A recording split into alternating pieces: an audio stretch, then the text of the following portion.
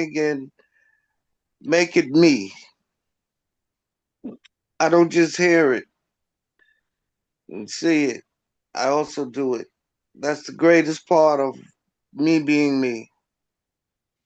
Yeah. And I thank you, Tiffany.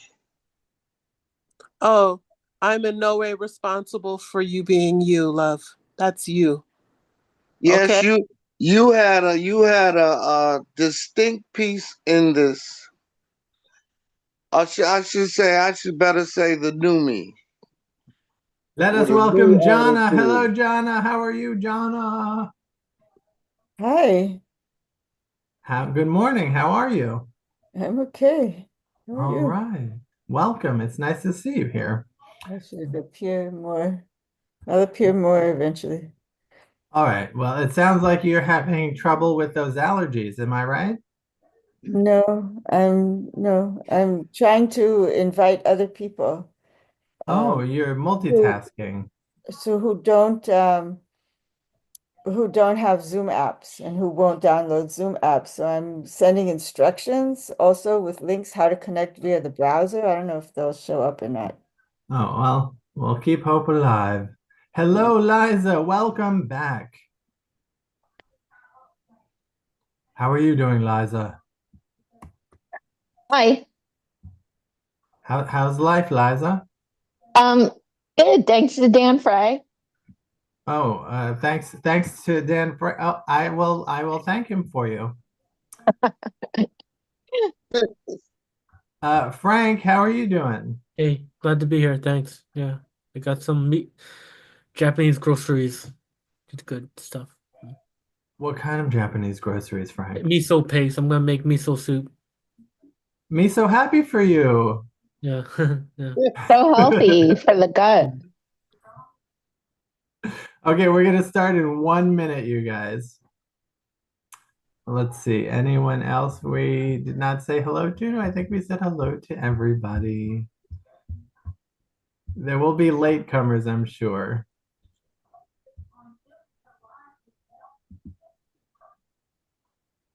All right. So 30-second countdown. Let me share the screen. Put a photo up.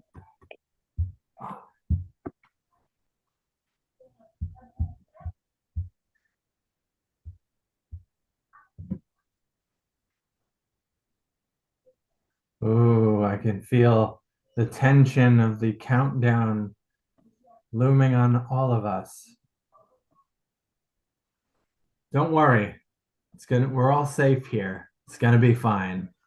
Hello and welcome to a Saturday spirituality group, a special Saturday spirituality group with our guest Betsy Whitfill.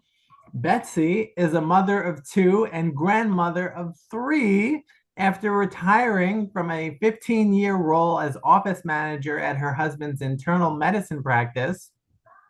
She immersed herself in esoteric literature.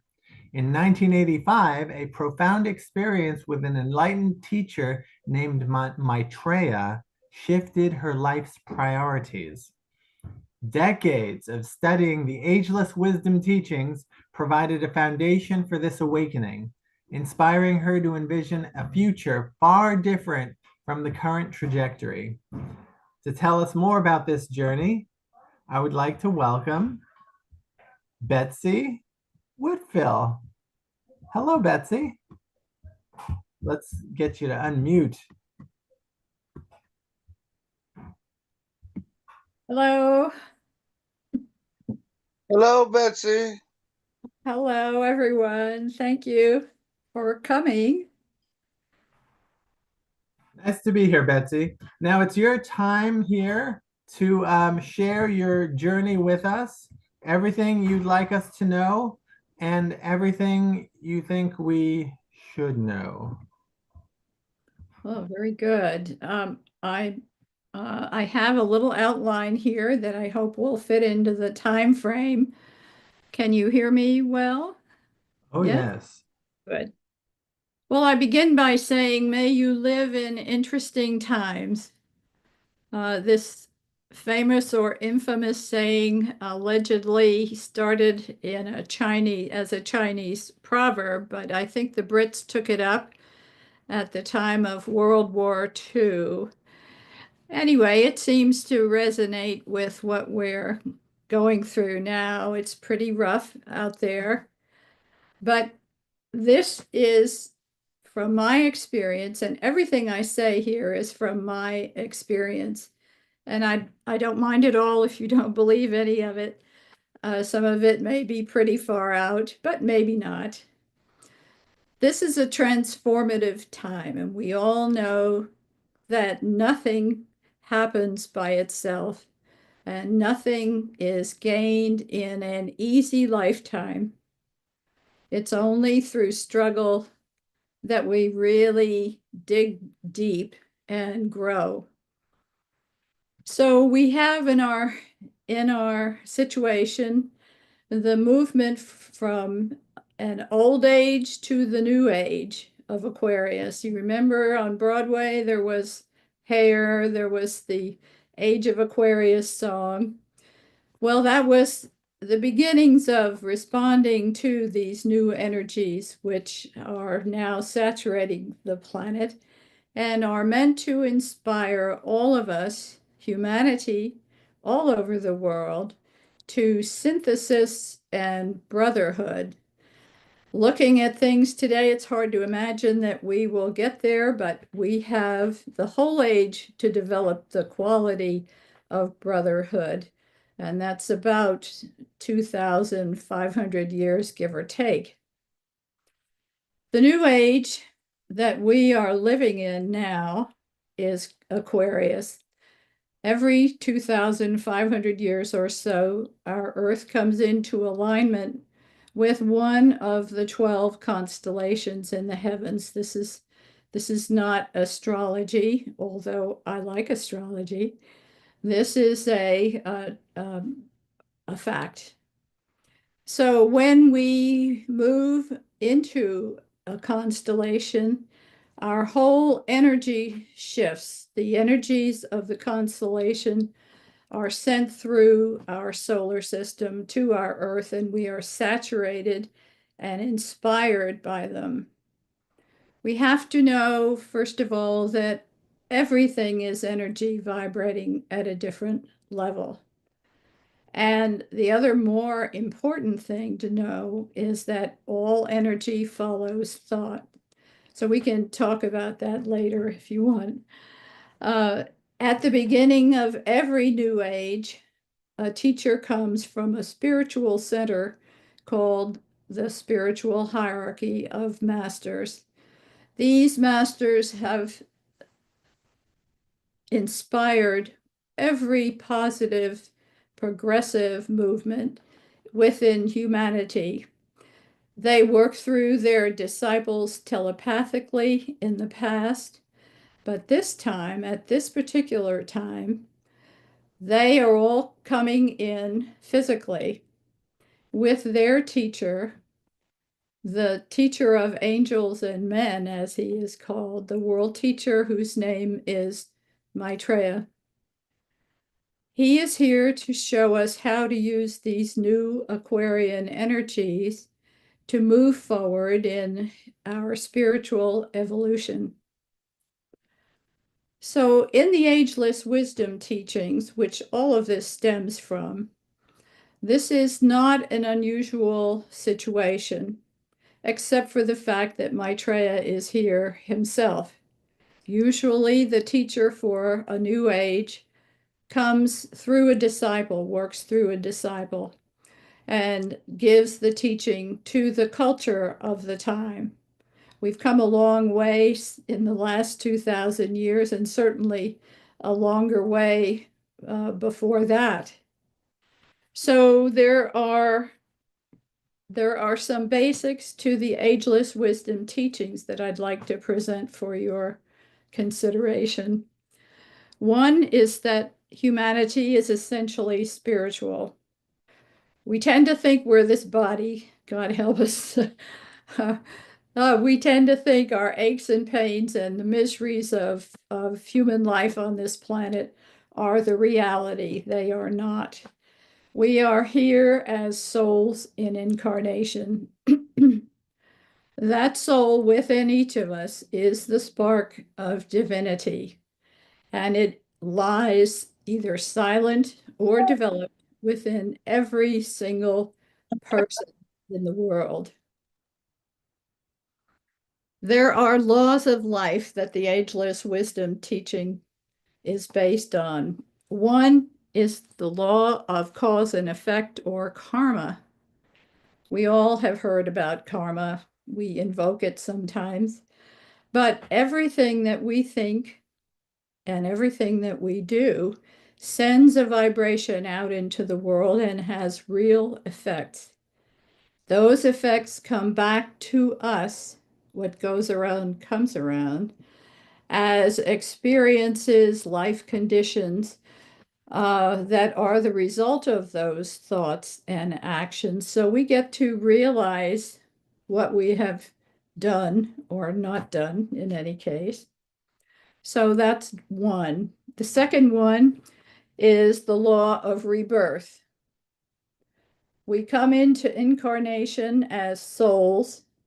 We come in hopefully within a family with which we have lived before in physical life, and there is karma there. There are relationships, good and difficult. So we come into a family, and through the experiences of that lifetime, through usually trial and error, we learn who we are, what's difficult, how we can surmount our difficulties, and all the experiences of life which the soul records.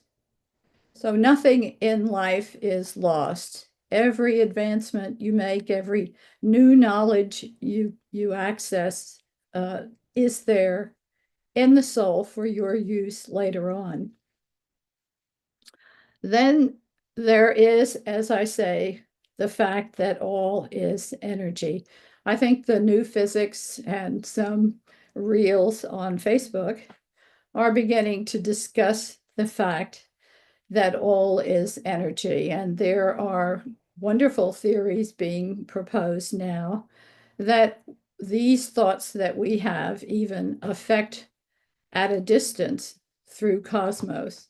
So all of cosmos is energy, and that energy is conscious, just as we are conscious. Again, energy follows thought. That's a major truism in the esoteric field. So we have to watch our thoughts because even if we say one thing and think another, the thought is out there. So as I mentioned before, the teacher for humanity, the world teacher, Maitreya, who is the Lord of Love. The energy of this planet is the energy of love. We all know love makes the world go round. It is a truth. Maitreya is here for many reasons. He has been called by humanity in its cries for help. As we know, from most of us know who have lived long enough, we have come to this point in our experience in this world after a long series of steps off the path that, as is said, God has prepared for humanity. There is God. We can talk about that later too. And there is a plan for humanity that is custodian-wise is held by these masters of wisdom. So they are inspiration to humanity. They come from every field of human endeavor, religious, scientific, the creative arts, politics, economics, and many of them are today industrialists and financiers, economists in this world are students of one or other of these masters. So we are in a time of tremendous promise, no matter how difficult it seems. There is light at the end of the tunnel. And really and truly, my experience is that these masters are incredibly powerful and yet so simple, so friendly.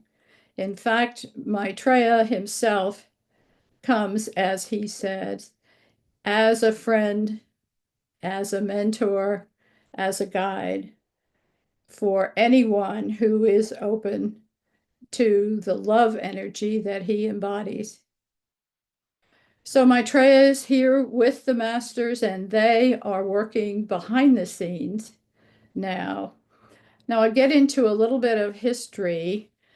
There is a man who has since passed in 2016 named Benjamin Crumb.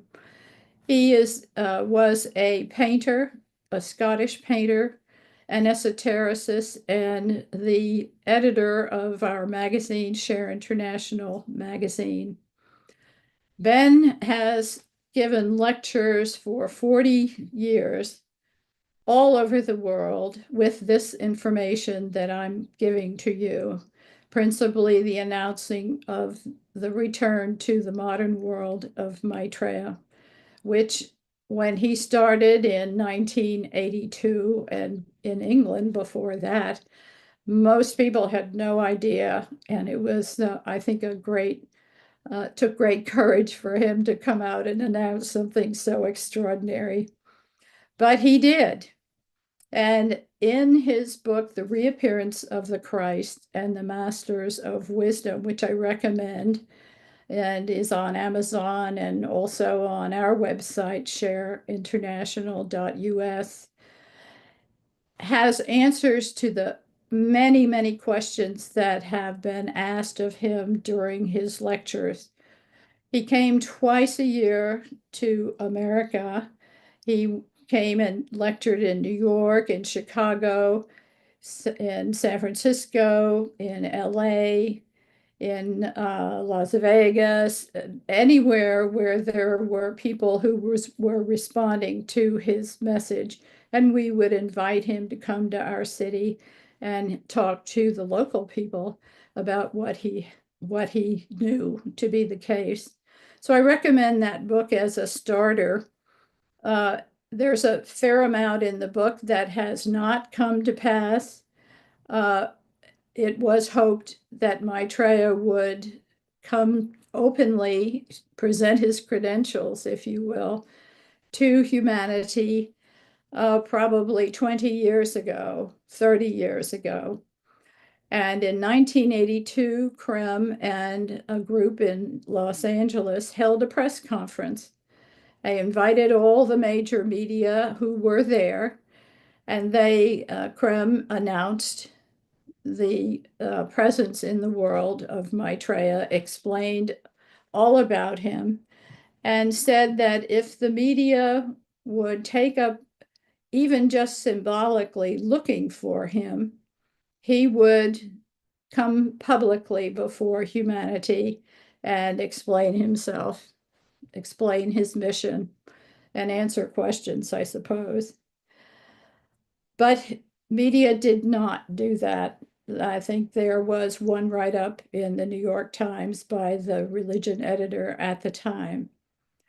So it became difficult, and the group of people around Benjamin Crumb, those of us who had personal experience of Maitreya, are still in this process of letting people know for their consideration that this great teacher is here. And he is working behind the scenes at high levels and individual levels to bring the kind of love energy that will change all life on this planet. The fact of that energy that he distributes daily through the world, the fact of this energy is what has created what we call the sort of cleavage Energy is not, in our terms, a warm, fuzzy feeling. It is an energy that of attraction. It brings all things and people together cohesively. This love energy, more potently spread abroad, has heightened the interactions of all people. The world has grown smaller because of it. And we have to begin to learn how to deal with new ideas, with the fact of starvation and poverty throughout the world, as opposed to the great comfort that is in the West. At the same time, that energy is stimulating everything to growth, including the aspiration of those people who have suffered, who live in Africa, in the southern developing countries. And so we have now a chaos that is awakening all of us to the fact that we live literally in an interdependent world, and we can no longer sit quietly behind walls or oceans and think that we're just fine and the rest of the world can take care of itself. This is one of the main reasons, Maitreya said, why he has come so quickly. In the Buddhist culture, they expect Maitreya Buddha, but thousands of years from now. And so Maitreya has come very soon in order to help us to try to get us to understand our oneness with all of humanity. And his principal plan that he hopes we will take up is called the principle of sharing. That's sharing resources throughout the world. In fact, in our magazine, one of these masters of wisdom, Benjamin Crumb's master, published an article about the principle of sharing, and it's called The Blueprint for Sharing. And it is a plan by which all nations would account for all the resources that they need within their country. And excess resources, that would be natural resources, it would be technological resources, medical resources, all of the resources available that are to meet people's basic needs. All of the extra resources not needed within the country would be put into a pool from which all nations in need would be able to freely use. So it would be an equitable distribution of Earth's resources, which are given by God, the director of this planet, for all of humanity to share. As Benjamin Crumb used to say, humanity is a family. And within a family, all the food, the shelter, whatever is needed within the family is shared equally among the family. That model is something that comes from the heart. It's not an intellectual plan. It's something that comes from the heart, where the soul lives in each of us. So in my thinking, we have a lot of intellectual plans. We have a lot of arguments one way or another for this and for that. But it's when we listen to our heart that we open up the possibilities for ourselves. We also, when we listen to our heart, we come in contact with this soul within. We are divine beings wrapped in a material casing. When we come to the realization of that, there's a great deal that drops away. The little affronts, the difficulties, the feelings of inferiority, the hopelessness even that Many, many people have at this time. It drops away as we realize who we really are. This is a wonderful thing. This is critical for Maitreya's plan to lift humanity out of this situation we have that we live in, which he says is unbearable. So we are souls in incarnation. We have dreams, we have intellect, we have a personality. Those are all tools that the soul uses to express itself in an incarnation. The soul on its own plane is love. The soul observes only. The soul never gets embroiled into things. It observes all sides and seeks to help the greatest good. So if we think there is a take-home message that I'd like to share with you, there are several. One is that all the equipment needed for this tremendous enlightenment within each of us and together, it's already existing within us. All the connections are there. Everything is there. The soul is there. All we have to do is develop contact with our inner soul and begin to follow the dictates of that contact, which are always service, altruistic service to humanity. Not service with a price or transactional service, but altruistic service, something that comes from your heart. Another one is always work for the good. Always find the good, no matter what the situation is. The masters do this. They see all of the paraphernalia of our lives. They see all the phenomena that goes on in our lives, and they always emphasize the good, no matter what. Because energy follows thought, what you entertain in the brain sends out a vibration and attracts either good or ill, depending on what you're entertaining. So always, no matter what, work for the good, keep the good in mind, find good in everyone and everything that happens. I think you'll find it fairly magical if you can do that. There is a meditation that we at Share International do all over the world in rather small groups. This is not a mass sort of thing. And it was created by the masters, particularly Benjamin Cram's master. It's called transmission meditation. In this meditation, because it is a Laya yoga, a yoga of the centers, we each have centers of energies within our body. And it's karma yoga, because it's a free service to humanity.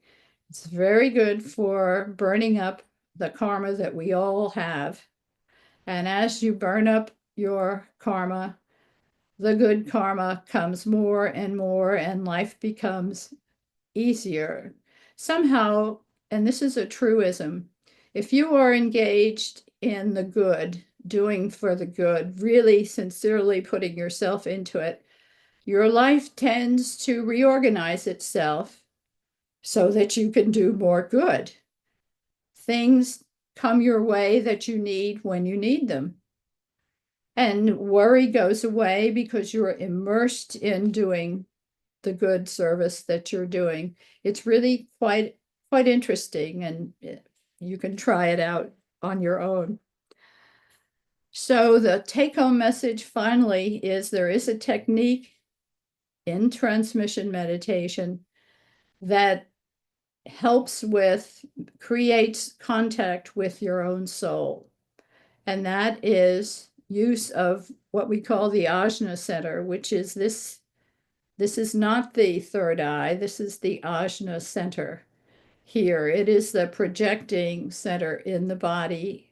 It organizes all the other centers of energy below.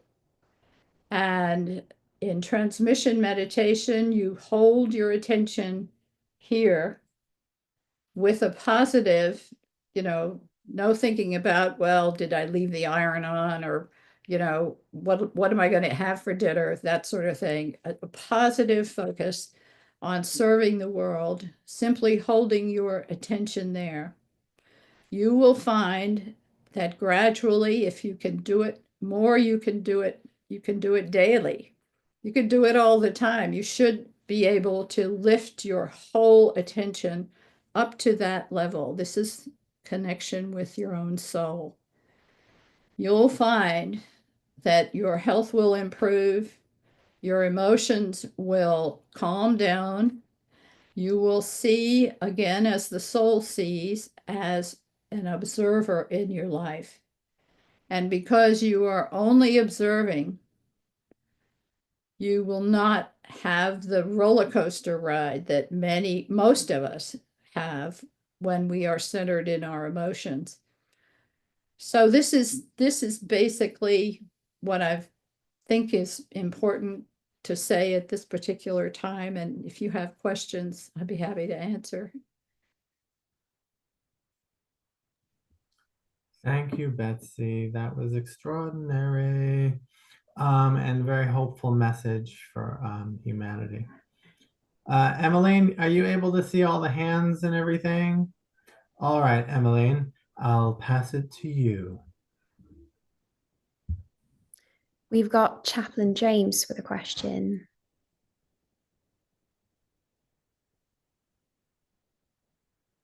All right. I have a question and a statement all mixed up into one. One, Betsy, I agree totally with what you say, and I see that now because I passed my trauma class, and what you brought here today was a good extension of that, and it's something I needed, and it's something that you showed me that I need to incorporate. And can we do a couple seconds of I need to see how you do this meditation. Can you show us a couple seconds, please? Certainly. What we'll do is we'll sit quietly and relax totally. And I will say for us, normally in a transmission group, the group says it aloud together, but you don't have the great invocation is what we call it. But this invocation will invoke the energies from the masters that will flow through you as long as your attention is held here at the Ajna Center in a positive way. And when your attention drops, goes away, all you have to do is think the mantra Om, O-M. Well, you don't say it aloud, you think it, and your attention will automatically come back here. Okay? So we'll relax. We'll put the attention at the Ajna. Think Om. From the point of light within the mind of God, let light stream forth into the minds of men. Let light descend on earth. From the point of love within the heart of God, let love stream forth into the hearts of men. May Christ return to earth. From the center where the will of God is known, let purpose guide the little wills of men, the purpose which the masters know and serve. from the center, which we call the race of men, let the plan of love and light work out. And may it seal the door where evil dwells. Let light and love and power restore the plan on earth. So we sit quietly, attention up there to the ajna, positive focus, think Om.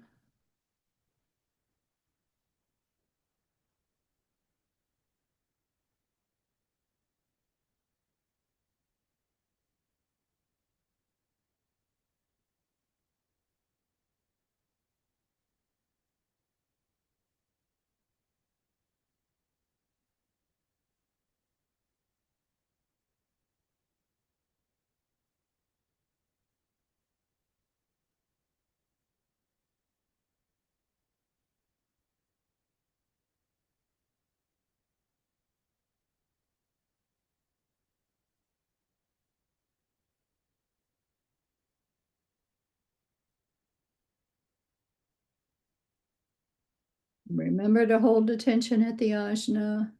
Sound the Om. Be relaxed.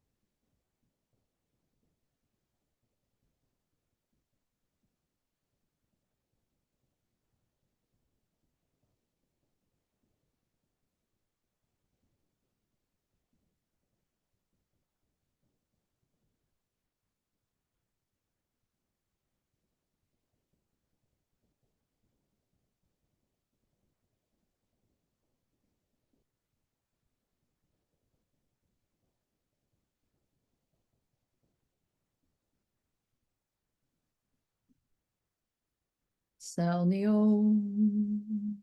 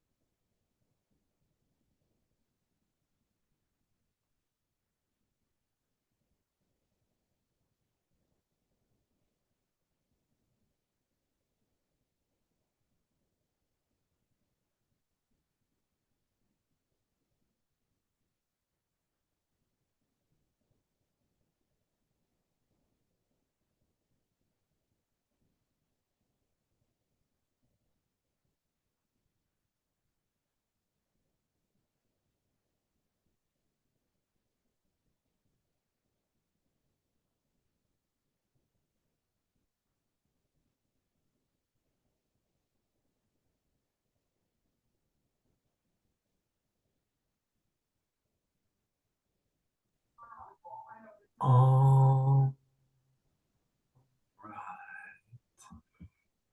Now we have about 45 minutes left. And I know that Yvonne has burning questions for Betsy. So Yvonne, I'm going to ask you to unmute yourself. And please go ahead. Thank you very much, Dan. Hi, Betsy.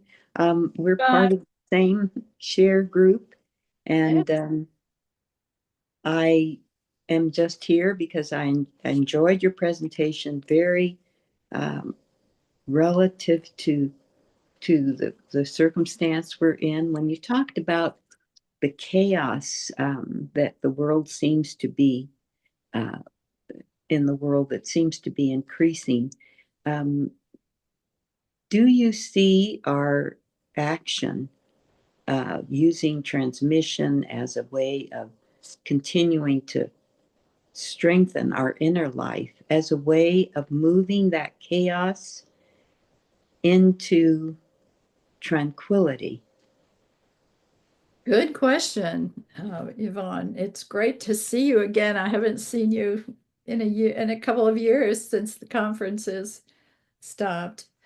Yes, that's the purpose of transmission. As you say, the inner purpose is to initiate and to develop soul contact within each group. The energies that are sent through the group are so potent that they are only sent through groups of 3 or more. Normally, it is set up originally that these would be physically together, but since COVID, the groups have taken up Zoom, and we all Zoom together, which is not quite as matey as being together physically, but it has allowed people from far reaches to join together in a group. And I would say that if this group wanted to start a transmission group, you would do just what we have done here. These groups usually sit for at least an hour in the beginning, and we do 2 hours 3 times a week here in Dallas, and then we have a 3-hour transmission on Sundays where we have people from all over the world join in. So the fact of the number of people is important. The more the merrier here, literally, energetically speaking. The triangle is a basic energy potentizing figure. So 3 people makes a group. But if you just add one more person, you have more triangles than just one. And the number of every single person that is added to the group creates really a geometrical increase in the number of triangles. And so when you have 20 people, 30 people meditating, 10 people meditating, 5 people meditating, you can really put out a wonderful potentized energy for the world. So the purpose of these energies, they are the energies of Aquarius. They are also including the avatar of peace and equilibrium who comes through in these transmissions. This energy is sent out by the group to the world. We don't say where they should go because we might send energy where energy would be the last thing people need, because people respond to energy, some in good ways, some in not so good ways. And the masters direct where the energy should go. And so we don't get involved in that. We just sit and our bodies, our chakra systems are used in this way. Yes, there is a group called the New Group of World Servers out there. They are conscious or unconscious disciples of these masters. And they are the people who are out in the bush doing the good work. And they will pick up on these energies. It will give them strength. It will give them the ability to create positive events in their world, in their work. So yes, Yvonne, this is definitely the best, as Benjamin Creme said. If you want to help the world but don't know how, join a transmission group, create a transmission group. It's the most potent meditation available on the planet today. It is free, always free. There's never a charge. It's all voluntary.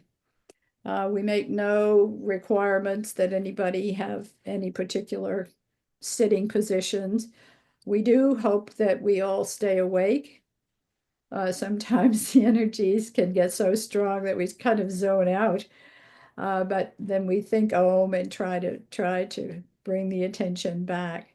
But yes, it is the most potent service, really altruistic service that can be done for the world at this time. And of course, it's apolitical, has nothing to do with anything except the energy of love, the energy of brotherhood, the energy of of cooperation, sending those energies into the world for the sake of humanity.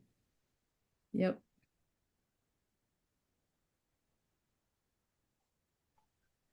Emmeline, oh, you have something else you want to I add? was just going to say, Yvonne, I'm sure you're in a group, aren't you?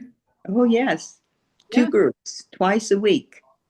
Very And good. we find it very beneficial because you come out of a transmission meditation of at least an hour, kind of settled and yet inspired or activated, feeling that anything is possible and, the problems of the world can be solved.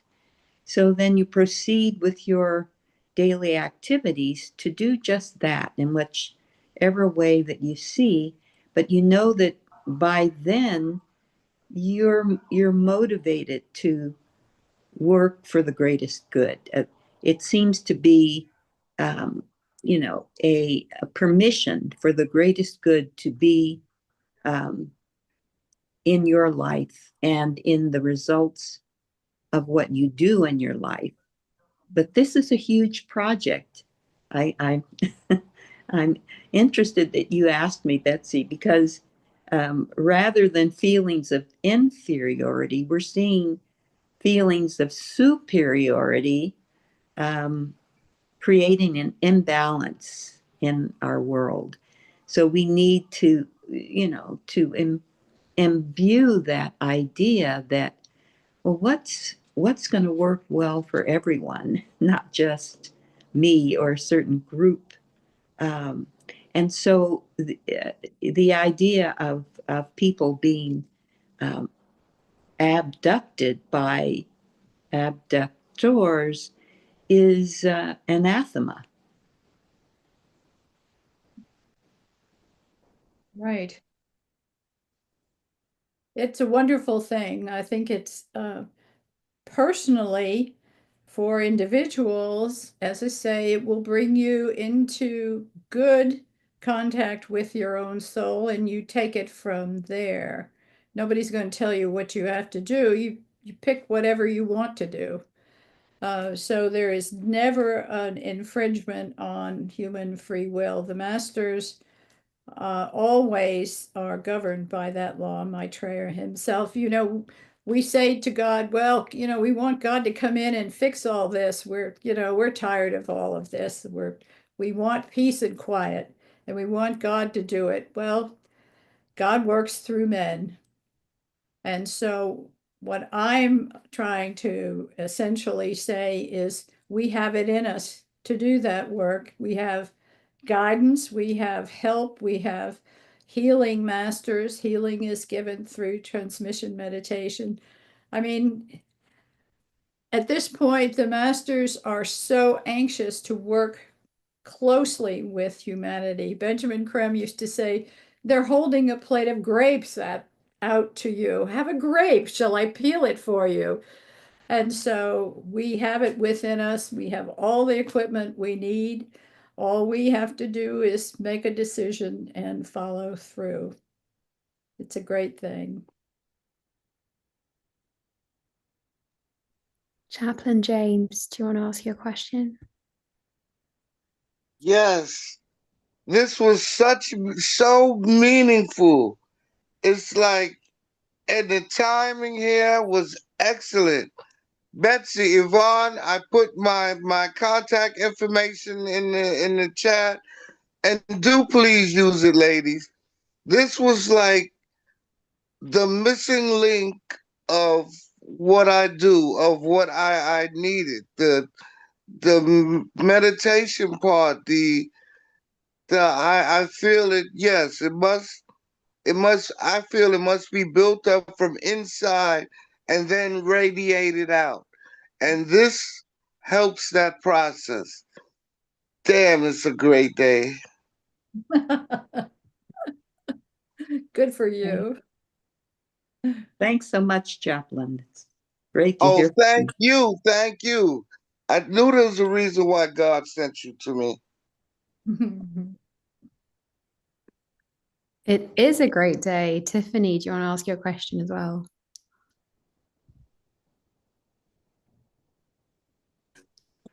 So I just have a question because I tend to sometimes fall asleep when I meditate. May I ask, because I hear the teachers, like, I've never gotten any insight about why is falling asleep such a problem during meditation?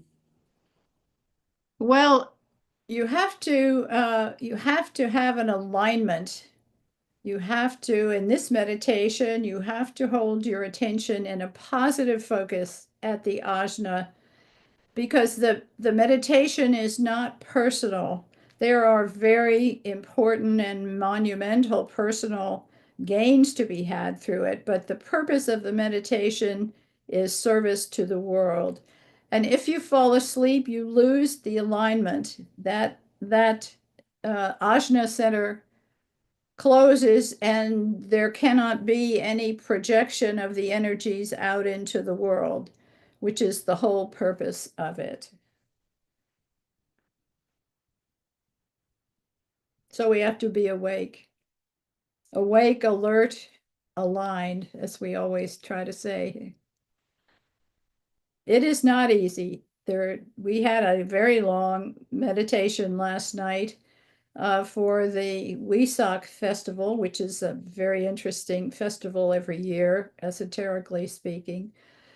And the energies can get very strong, and they can be strong enough to kind of zone out. And so you have to discipline, I guess, is the word that we try to use to stay awake.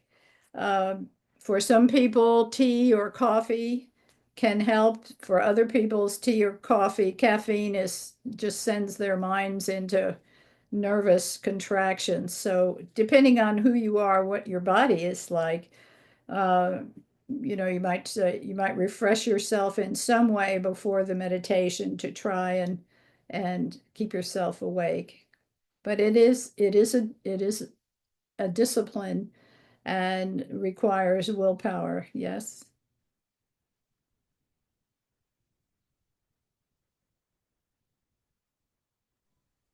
Emmeline, now, when I mentioned that Betsy was coming to speak to our group, you were excited because you recognized that Maitreya was the name for the coming of the Buddha.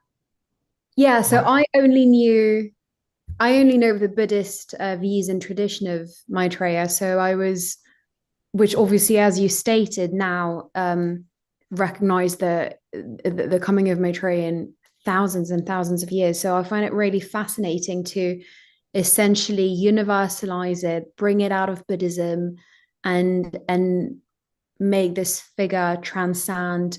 You tell me if I'm wrong or if I'm seeing it in the wrong way, but essentially transcend all religion and bring it into a more esoteric spiritual realm. Do you happen to know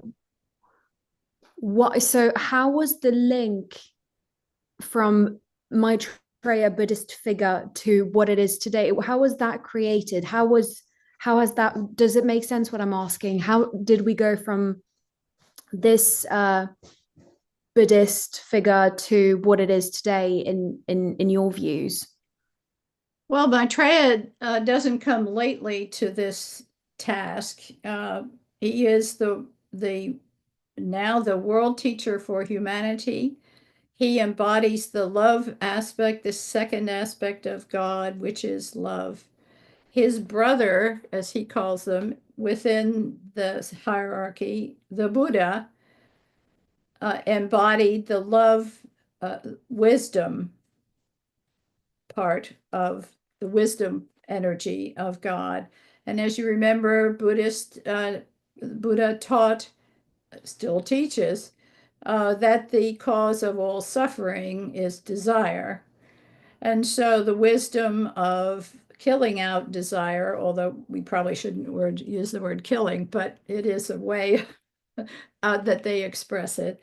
Killing out desire leads to pure happiness, which is what life is supposed to be. So Maitreya comes, he has come, he is the first in our spiritual evolution of humanity on this planet to reach the high level that he has reached. He overshadowed Krishna, for example. He was Enod in his, Enod was in the Jewish tradition, was the one who got the tablets up on not Mount Rushmore, the mountain. Sinai? Yeah, whatever. Whatever. To use the vernacular. Yes. So he was that. I have on our website, there's a whole bio of all of his incarnations. He's not just someone that popped out of somewhere. He has been incarnated, and he is so elevated that he is expected to be the one that all the traditions, religious and non-religious, expect. All the religions expect a teacher to return. The Jews expect the Messiah, the Buddhists, Maitreya Buddha, the Muslims, the Mahdi, the Hindus, Krishna, and so on. And in esotericism, the world teacher, who comes at the beginning of every age. So Maitreya will fulfill all of those expectations. In fact, in a series, I think it was over 100 visits he made back in the early 90s to religious groups all over the world. The ones we know about at Share International are the Christian groups. Now, he would appear to these religious groups in the guise of the teacher Christ as they expect him.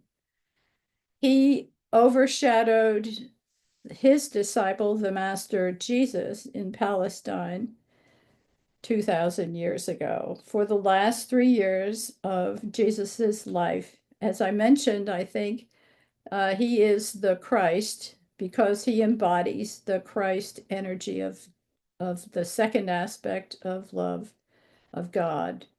So Jesus came into incarnation, was born. The Bible has all of the important experiences in Jesus's life. Those experiences are what we in esotericism know as the initiations. So Jesus came in, he was overshadowed by his master, the Lord Maitreya, for the last 3 years of his life. And that is when Jesus became the Christ. this is typical. The Prince Gautama was overshadowed by the Buddha and became Gautama Buddha. So this is the age-old way that the great teachers have come to teach, is through their senior disciples. So in all the materials that we've collected over these last 40 years, all of this is really developed, explained, and developed from the point of view of a master. Benjamin Creme's master, one of these great masters, was in total telepathic rapport with Benjamin Creme. That was Ben's mission. And you could ask questions of Ben and he would answer them. All those questions and answers are all in the book. So Maitreya comes out of history. Although that history has been occult in the past, it is now being distributed as widely as we can now, so that people of all religions will understand that they are basically one religion, the human interpretation of God's inspiration to humanity. On this point, I think it occurs to me that we should realize that God has always been interested in humanity. Sometimes we think, oh, God is dead. God doesn't hear me. All prayers are always heard. And the question is, are we listening to the answer? Do we really want to hear the answer? So I guess circling back to your question, yes, there is a connection between the Buddha and Maitreya. And Maitreya, as you said, is expected by Buddhists to come, but in many, many, many thousands of years, even now. Most of the religions think of their teacher as coming, but it's always, in the future, sometime. Not, we don't have to deal with it, but by George, somebody will. But now is the time.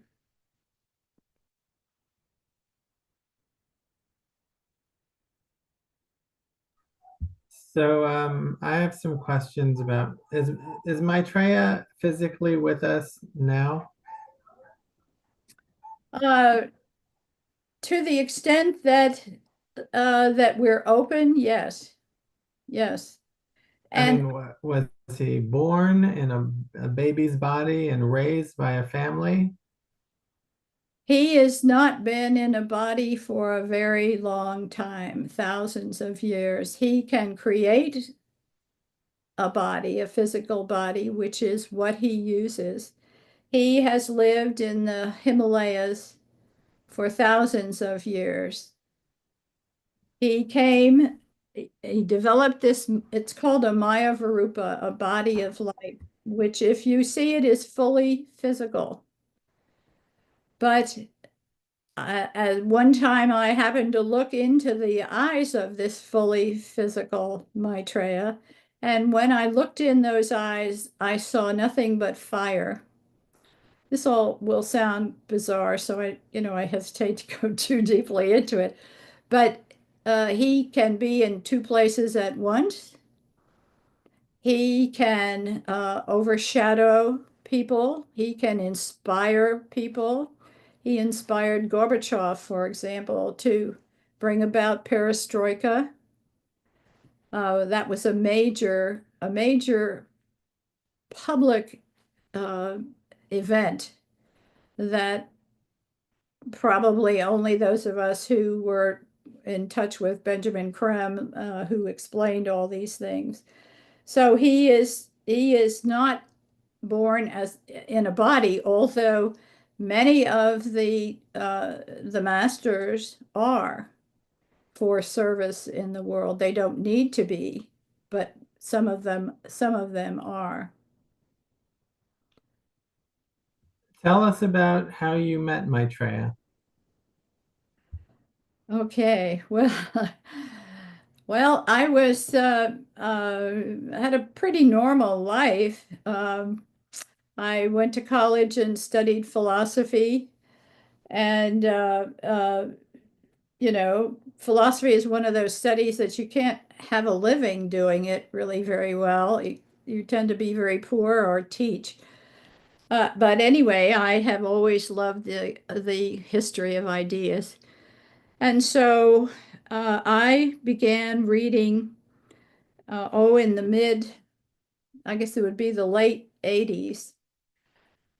I began reading Alice Bailey. Alice Bailey is a woman who wrote, oh gosh, multiple volumes of esoteric information that was dictated to her by one of the masters. One of the books that was published by Lucis Trust in New York was called The Reappearance of the Christ and the Masters of Wisdom. Back in the late 70s, while I was reading Bailey, I had a serious surgery. And it was New Year's Eve. I was there in my bed. The lights went out. We had an ice storm here. And I said to God, get me out of here. I'll do anything, anything you ask. Just get me out of here. And, normally I forgot about it, went on. And about in the mid 80s, the early 80s rather, a lot of us were studying New Age material. There was a plethora of cheap material coming out at bookstores about the New Age of Aquarius. There were all kinds of theories about using color in healing, energetic healing, and that sort of thing. So I have two children and was running carpools at the time. And in between carpools, I was hanging out in the New Age section of a particular bookstore in Dallas and walking down the aisle looking at whatever there was there. And this little red book popped out at me, and I picked it up. And sure enough, the title was The Reappearance of the Christ and the Masters of Wisdom. So I thought, well, this is interesting. So I bought the book and took it home and started reading it by Benjamin Creme. It's the one I think I spoke to you about earlier. And I thought, really, this is amazing. This is answering so many questions that I have about God and religion and that sort of thing. I was raised in the Catholic tradition. And, I would sit in the back of the church and say, what are you talking about? What is all this? Never got any answers. It was all a mystery. So in this book, I found something extraordinary, and I really cottoned on to it, as we say here. And so I thought to myself, well, I think I'd like to go further with this, but I'd have to know, is it real? I mean, this would really be out on a limb. And in the 80s culture here, there was not much going on in this esoteric tradition, certainly not here in Dallas. And I thought, well, I'm going to have more evidence of the truth of this before I go out on a limb, but I am ready to go. So I looked in the book and found out that Benjamin Creme was speaking in Santa Monica in California. And I decided I was going to go next time to see his lecture the next time he was in LA. At that point, I began to feel it's a very strange feeling, a very strong fullness.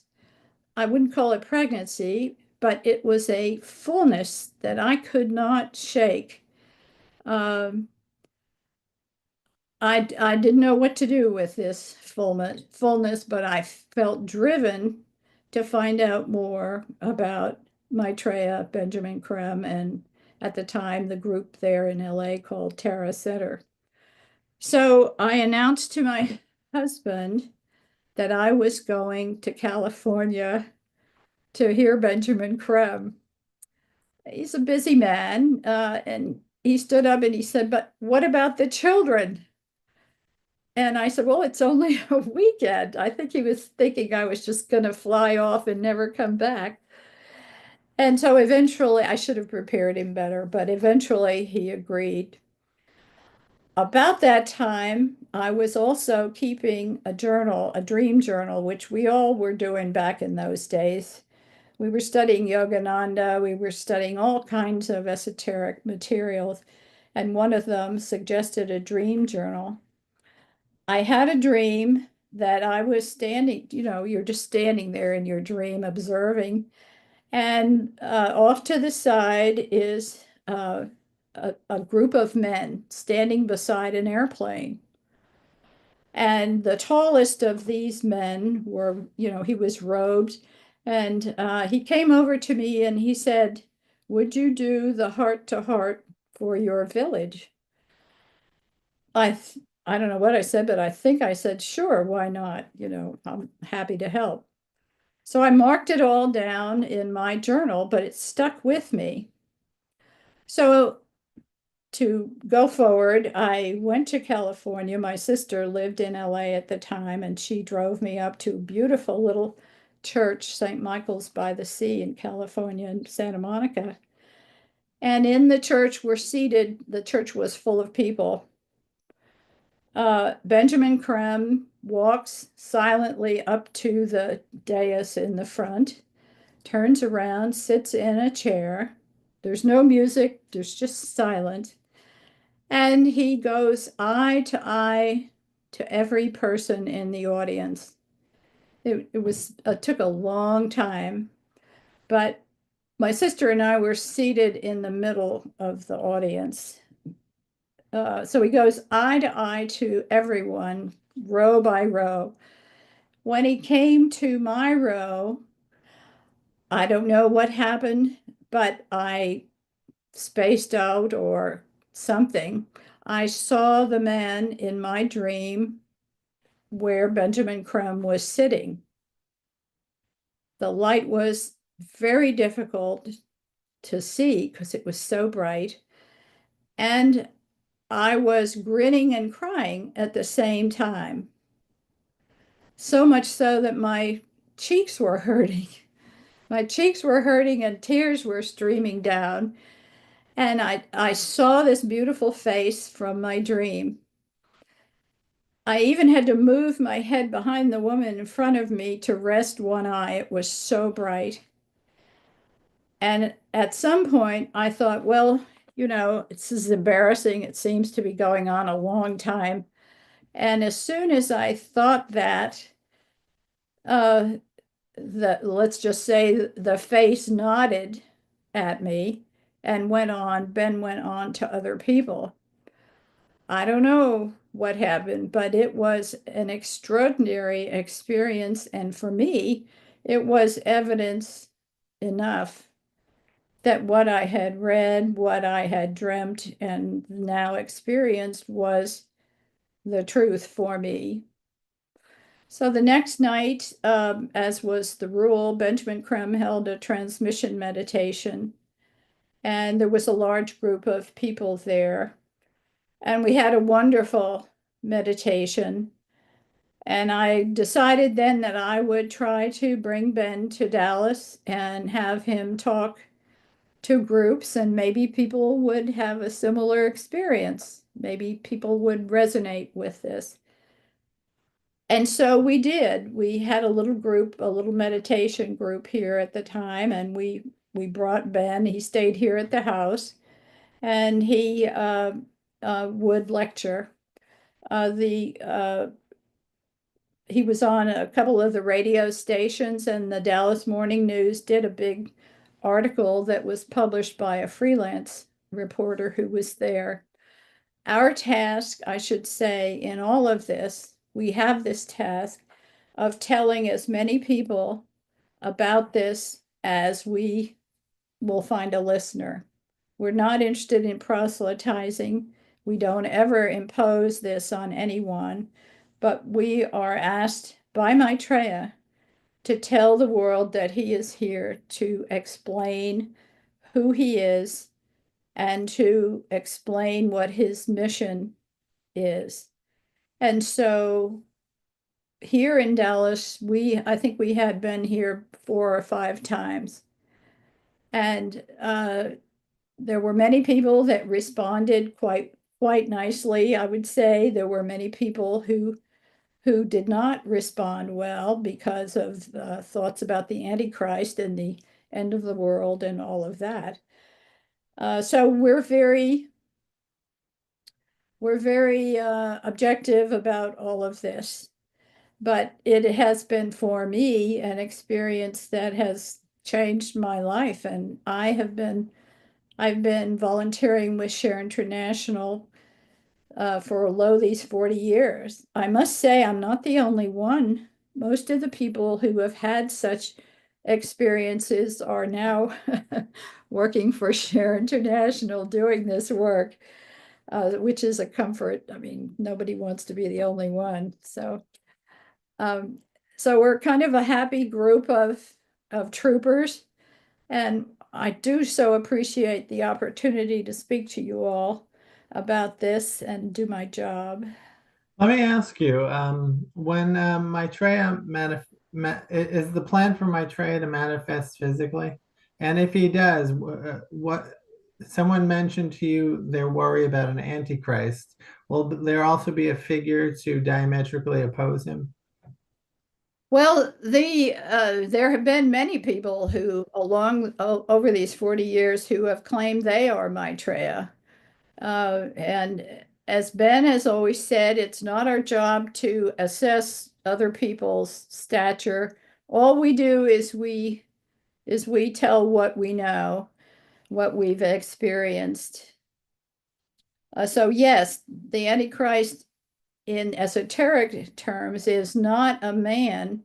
It is an energy that is actually part of God. It is a part of the destructive energy of the will of God, and it is released into the world at the end of the age, usually to destroy all the barriers to the new life that is coming in with the new age. And that, of course, on our physical plane means the destruction of institutions, law and order. It's usually a very chaotic time. But the Antichrist is an energy. It was released during World War II and manifested through Hitler and the Axis powers. The US and the Allies were supported by hierarchy, the forces of light. So that war was a physical manifestation of a war between the forces of darkness and the forces of light. The Allies won the war. Evil has been locked away, but not permanently. And so the task is still upon us to stay with the light, the forces of light, to do good, to work for good, and to overcome and seal away for good the forces of evil that battle will be fought in the next stage, which will be the age of Capricorn. Emmeline, go ahead. You mentioned a couple of times the masters.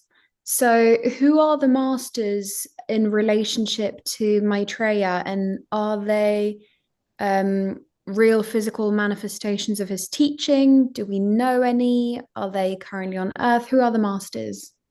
Probably the most well-known is the Master Jesus. Okay. And he is back. He has a center in Rome, outside of, on the outskirts of Rome. And he is in charge of all of the Christian churches, however expressed all over the world. His task is to shake loose the dogmas that have crystallized in the churches and to revitalize and bring the church back to its original meaning, purpose, which is to teach and to heal. So the Master Jesus is back.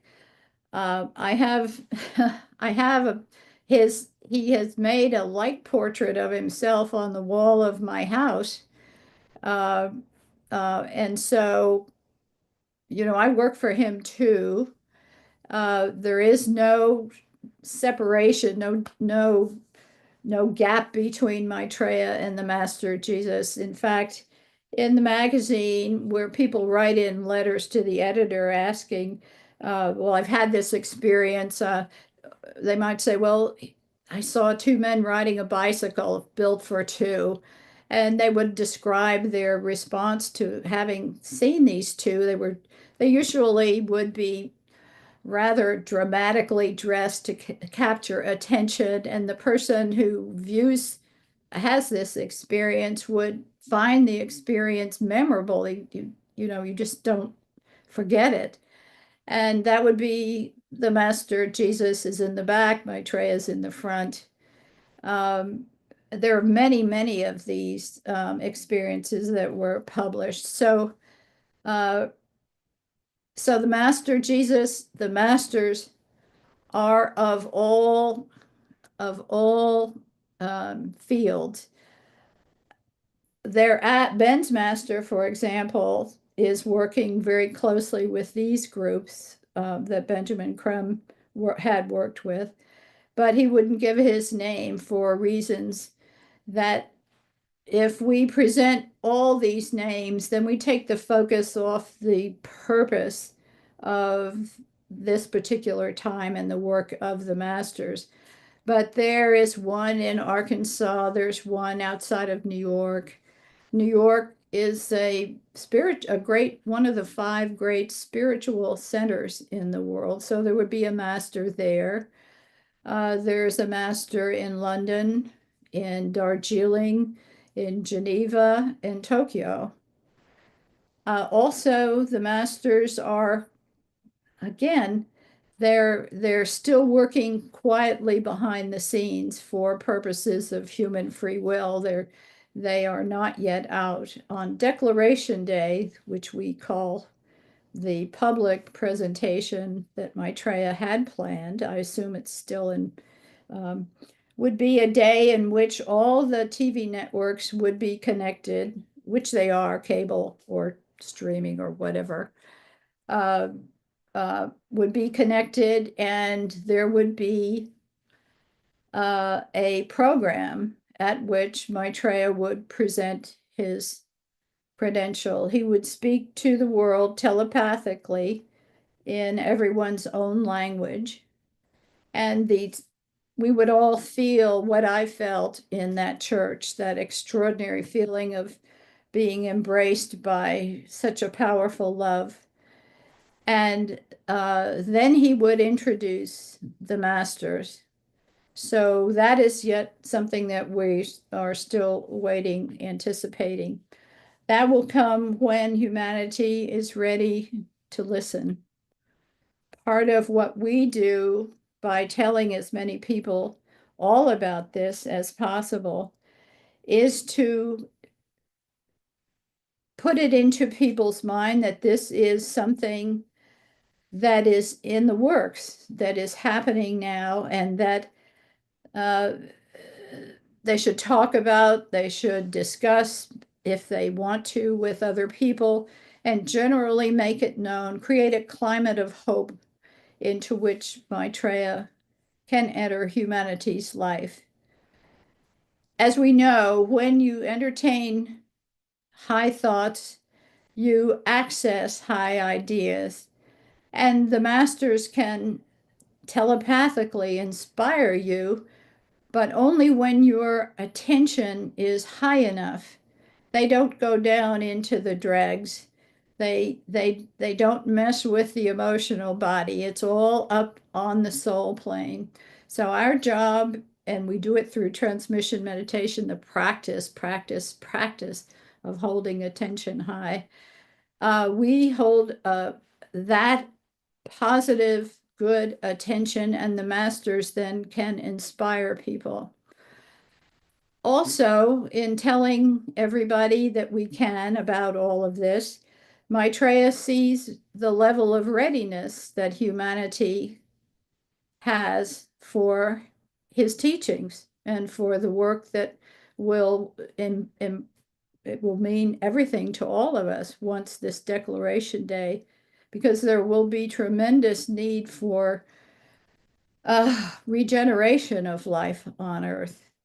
And we will need people who are working and living for the good of humanity to do that work.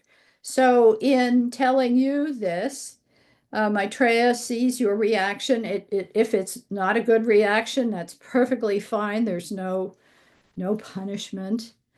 He will never infringe free will. You could go along with whatever level of belief or experience you have. As Benjamin Krem said, if you have even a small belief that this might be true, you might want to pass it on gently, not as a fact, but just as something you heard and you thought may have been interesting.